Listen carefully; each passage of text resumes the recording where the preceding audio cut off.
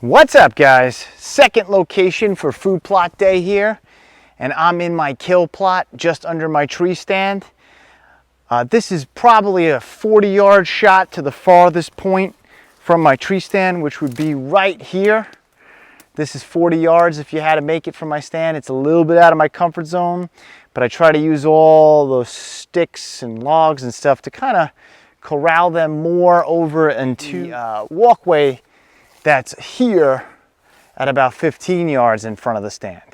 But I digress on what's happening here, and let's get back into fall food plot day. So I'm in the food plot. We got a lot of grasses in here again. We got a lot of clover, which is insane and good.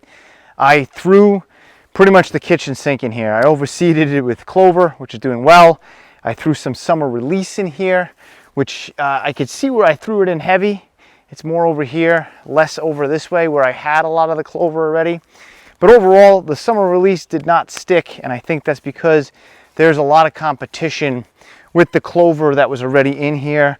I have some dead rye thatch here that's really nice. I'm going to be able to seed into that pretty good. And I am going to add carbon load in here. We are not doing glyphosate in this food plot. This food plot here will be chemical free. I'm just going to go in with carbon load, and I'm coming through with my weed whacker, and I am going to cut this down really low, like almost to the dirt, as if I'm like agitating the ground with like a weird tilling style, but it's gonna be the weed whacker, just cutting everything. I feel like the clover will bounce back. The duff and stuff will cover the seed and provide a little moisture holding and protection from predation from the animals and stuff in this plot. And that's what I'm doing here in the kill plot, because I think the clover is going to bounce back really well in the fall. So I'm going to knock it down, try to get the carbon load to come up in it as much as possible. All right, guys, food plot number 2 on food plot day. Let's get in here. As always, let's dive in and take a look. This is an area where I had a lot of domain clover and chicory, and you could see the chicory is really still here and coming back in the second year. Again, I seeded a lot of clover in here, and that's what you're seeing. Clover, and then we got some grasses. We got a little bit of weed competition, but a lot of chicory and clover in here. I mean, you could just see it, and that's really what I have in here until maybe you get over into this section, and you can start to see some of the green cover coming up. There's sorghum, there's some yarrow, there's some other mixtures in here, but generally for the most part, this is clover. And let's seed into that and mow this down tight. All right, guys, I decided to film as if I was in the tree stand looking down for a different camera angle. I hope you appreciate it. We're gonna get to seeding in here. I got the Vitalize Seed carbon load going in. Starting on the perimeter.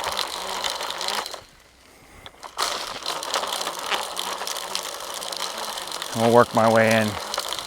This is like the kitchen sink plot, if you know what I mean. Like, I just throw everything in this kill plot and just let it grow and be wild almost.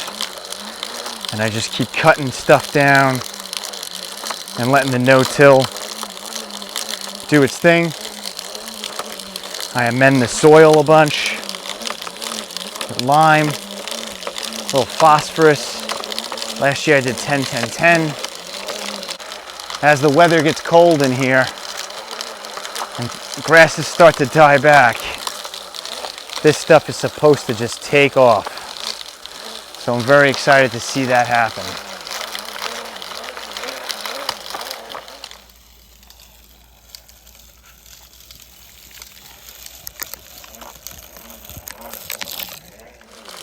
Supposed to get some rain. I'm excited. I'm even gonna get in here underneath this log, a little fallow bedding area that I have here. I don't really do much but just cut it, but you know what? This season, I'm gonna put this right in here, no little coating before I cut it now. Hey, could you get hurt? I don't think so.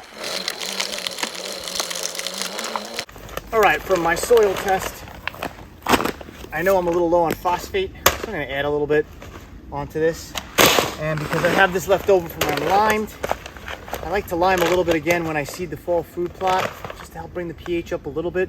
Sometimes it's better to lime and amend soil a little bit at a time, as opposed to just dumping enough lime on the ground that it looks like it turned into a sand pit. I mean, you could do both, but I think it's better to slowly do it over time and allow the soil to absorb it. So that's what I'm doing. Sweeten this plot up a little bit as the seed starts coming up before we mow. Lime and phosphate going down.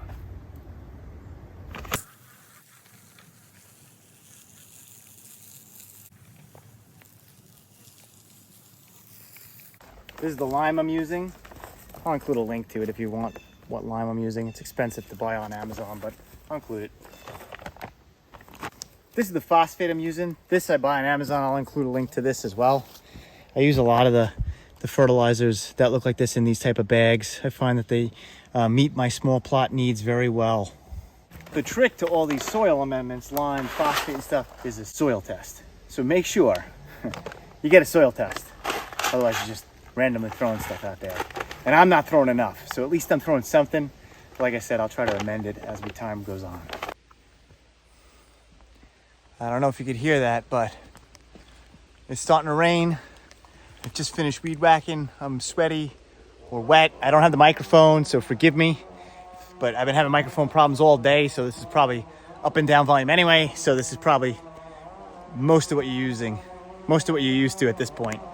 But look at how great I really executed this ground, really low and shallow, just to agitate with the weed whacker and get that seed to soil contact.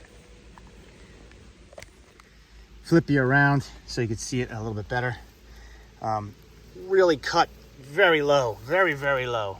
Like probably scalped the clover. If it doesn't get cool and we get another heat wave, it'll probably burn out. But I really want to see what carbon load does in a no-till, no herbicide situation. I mean, and just looking in here, there's the seeds on the ground. So I mean, they're on there, and the weed whacking really will agitate. Really, I shouldn't say really agitated as I was cutting and helped get that seed to the ground. All right, guys, I hope you enjoyed it. That's plot 2. It's raining already, which is perfect for this plot. There's no herbicide on this, so seeds in, it's cut, rain, way to go. It's the other plot, plot 1. If you didn't see that, take a look for that. Plot 1, I sprayed with glyphosate this morning. I was hoping it would stay dry a little longer, but I mean, I got like 6 hours, so they say that's like the bare minimum. And honestly, I was just trying to knock back some clover anyway. I didn't have to scalp the ground and totally nuke it, so. All right, guys. Woo! Food plots. Food plot weekend continues. Thanks for watching, guys.